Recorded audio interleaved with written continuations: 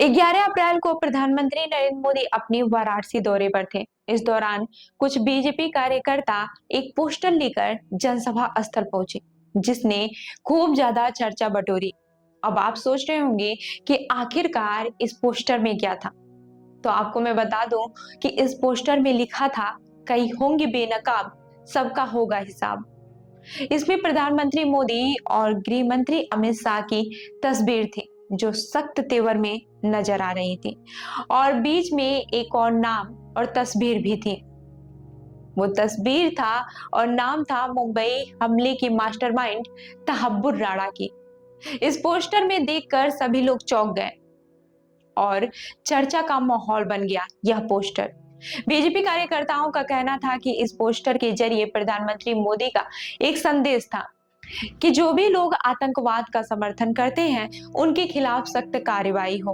और खासकर तहब्बुर राणा को लेकर जो लड़ाई चल रही है, उसमें किसी भी प्रकार की नरमी नहीं बरती जाएगी। बीजेपी कार्यकर्ता दावा कर रहे हैं कि प्रधानमंत्री मोदी की नजर भी इस पोस्टर पर पड़ी थी और यह सरकार की सख्त नीति का प्रतीक था।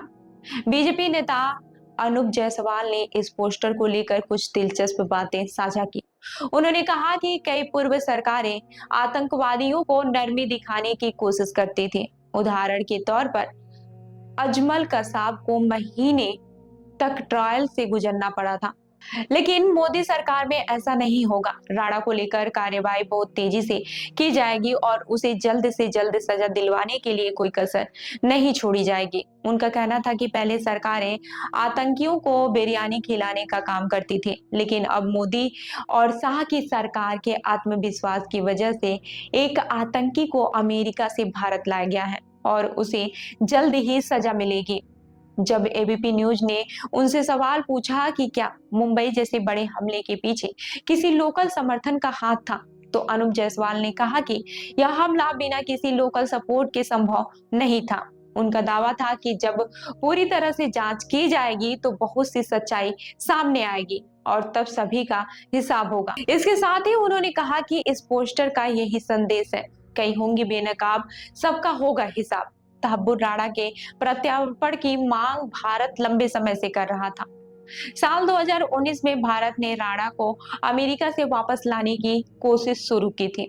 कई कानूनी अड़चनों और प्रक्रियाओं के बाद अप्रैल 2025 में राणा को आखिरकार अमेरिका से भारत लाया गया। अब उसका मुकदमा राष्ट्रीय जांच एजेंसी की देखरेख में चल रहा है। वही आपको बता दें कि यह पोस्टर न केवल वाराणसी में चर्चा का विषय बना है, बल्कि पूरे देश में एक संदेश देने का काम किया है कि मोदी सरकार आतंकवाद के खिलाफ सख्त कदम उठाने के लिए तैयार है।